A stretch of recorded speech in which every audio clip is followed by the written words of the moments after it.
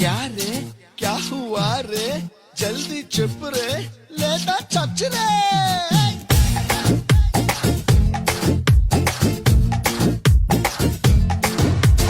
జగదేక వీరుడికి అతిలోక సుందరికి fix అయ్యింది, match fix అయ్యింది.